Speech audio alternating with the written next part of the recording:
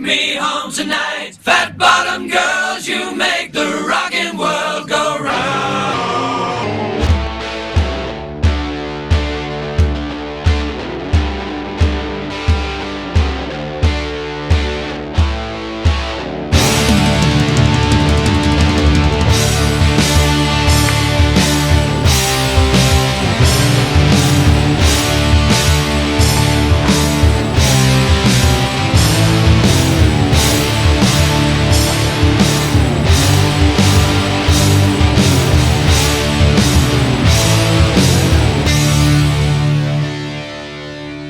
Hello folks, my name is Taylor. Welcome to 2K Central, and in this video we're talking about 5 things that Mafia 2 did wrong. I got this idea from Brett over at UB Central, so go check him out if you want to see a similar video on Assassin's Creed Syndicate. He also made the brand new intro for 2K Central as well, and the transition. So yeah, definitely go check him out. Okay, so the first thing Mafia 2 did wrong was the story length. So Mafia 2 was average store price around about £35 at the time, which is, I don't know how many dollars that is, about $50. And so it was average store price, but you only got 12 hours of story, and that was if you just played it through normally. You actually only got 9 hours of story if you rushed it. So to pay £40 for a 9-hour rushed story, you just didn't get your money's worth, really. You could have done all the wanted levels and all that stuff, not wanted levels, you could have done all the wanted people, you know, the wanted posters, that's it. You could have done all that, but to be honest, I didn't really see much point in it unless you wanted to get the achievement of getting 100%, but it wasn't really worth it to me. So it didn't seem worth the money. So for me it was worth the money just because it's one of the best stories I've ever played, but I could see why for some other people why they would be annoyed, because they might not think it's worth their money.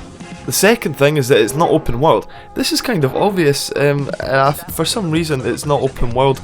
Maybe they just wanted to focus on story base. Okay, fair enough, they want to focus on story, but in that case they would make the story much longer than 12 hours not rushed. I don't see how it's not open world, but the story's only 12 hours long. That just doesn't make sense to me. But luckily Mafia 3 is open world, so we don't have to worry about that in the new game. The third thing that I thought was wrong about Mafia 2 was in Mafia 2 you only got about maybe 10 weapons. You didn't get enough weapons in Mafia 2.